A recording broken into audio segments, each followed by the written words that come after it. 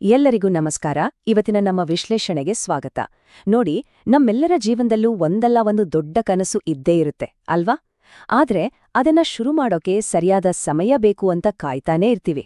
ಸರಿ, ಇವತ್ತು ನಾವು ಮಾತಾಡೋಣ ಈ ಪರ್ಫೆಕ್ಟ್ ಟೈಮ್ಗಾಗಿ ಕಾಯೋದು ನಮ್ಮನ್ನ ಹೇಗೆ ಹಿಂದೆ ಹಿಡಿದಿಡುತ್ತೆ ಅಂತ.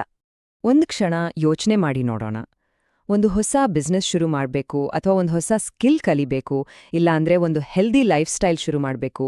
ಹೀಗೆ ಏನೇ ಇದ್ರೂ ಅದಕ್ಕಂತಾನೇ ಒಂದು ಒಳ್ಳೆ ದಿನ ಬರಬೇಕು ಅಂತ ಕಾಯ್ತಾ ಇರ್ತೀವ. ಆ ದಿನ ಬಂದ್ರೆ ಸಾಕು, ಎಲ್ಲಾನೂ ಸಲೀಸಾಗಾಗ್ಬಿಡುತ್ತೆ ಅಂತ ಅನ್ಸುತ್ತಾ? ಕೇಳಕ್ಕೆ ಸ್ವಲ್ಪ ಕಷ್ಟ ಆಗ್ಬಹುದು, ಆದ್ರೆ ನಿಜ ಏನಪ್ಪಾ ಅಂದ್ರೆ ಆ ಸಮಯ ಯಾವತ್ತೂ ಬರೋದಿಲ್ಲ. ಹೌದು, ಆ ಪರ್ಫೆಕ್ಟ್, ಯಾವುದೇ ಸಮಸ್ಯೆ ಅಲ್ಲದ ಸರಿಯಾದ ಸಮಯ ಅನ್ನೋದಿದೆಯಲ್ಲ, ಅದು ನಿಜವಾಗ್ಲೂ ಬರೀ ಒಂದು ಭ್ರಮೆ ಅಷ್ಟೇ. ಹಾಗಾದ್ರೆ ಈ ಸರಿಯಾದ ಸಮಯ ಅನ್ನೋ ಸುಳ್ಳಿನ ಹಿಂದೆ ಇರೋ ಸತ್ಯವಾದ್ರೂ ಏನು?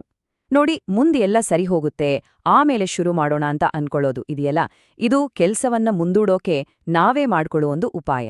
ನಮ್ಮನ್ನ ನಮ್ಮ ಕಂಫರ್ಟ್ ಝೋನ್ನಲ್ಲೇ ಇಡೋಕೆ ನಮ್ ಮನಸ್ಸು ಆಡೋ ಒಂದು ಆಟ ಅಷ್ಟೇ ಇದು.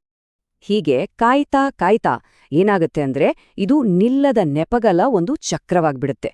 ಒಂದು ಕಾರಣ ಮುಗೀತು ಅಂದ್ರೆ ಇನ್ನೊಂದು ರೆಡಿ ಇರುತ್ತೆ. ಕೊನೆಗೆ ನಾವು ಶುರು ಮಾಡಿದ ಕಡೆಯೇ ಇರ್ತೀವಿ, ಅಲ್ಲೇ ಸಿಕ್ಕಾಕೊಂಡು ಬಿಡ್ತೀವಿ. ಇವುಗಳೆಲ್ಲ ಕೇಳೋಕೆ ತುಂಬಾ ಫೆಮಿಲಿಯರ್ ಅನ್ಸುತ್ತೆ ಅಲ್ವಾ? ಅಯ್ಯೋ, ನನ್ನತ್ರ ದುಡ್ಡಿಲ್ಲಪ್ಪ, ಸ್ವಲ್ಪನೂ ಟೈಮೇ ಇಲ್ಲ, ಅಥವಾ ನನಗೆ ಎಕ್ಸ್ಪೀರಿಯನ್ಸ್ ಎಲ್ಲಿದೆ ಅಂತ ಹೀಗೆ ಹೇಳ್ಕೊಳ್ತಾನೆ ವರ್ಷಗಟ್ಲೆ ಕಳೆದು ಹೋಗಿರುತ್ತೆ.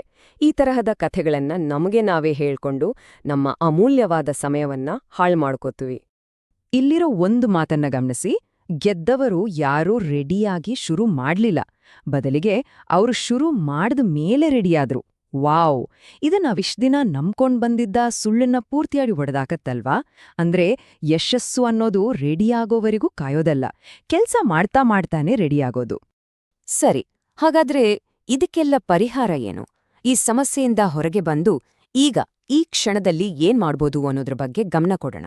ಯಾಕಂದ್ರೆ ನಮ್ಮ ನಿಜವಾದ ಬಂಡವಾಳ ನಮ್ಮ ಜೊತೆಯೇ ಇದೆ.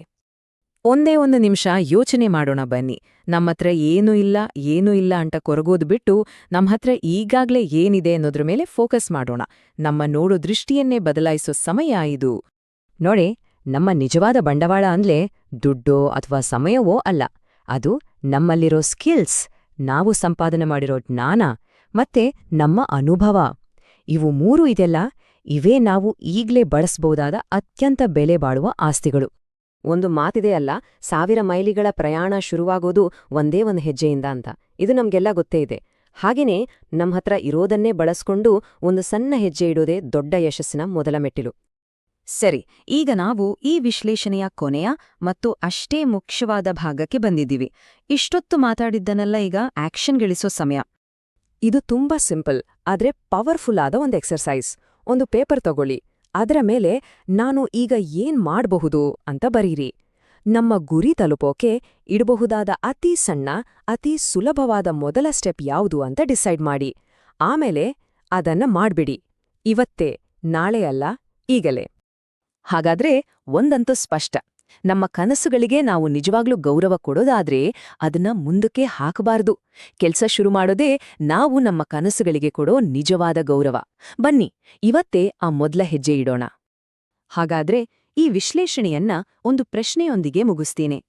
ಆ ಮೊದಲ ಹೆಜ್ಜೆ ಯಾದು?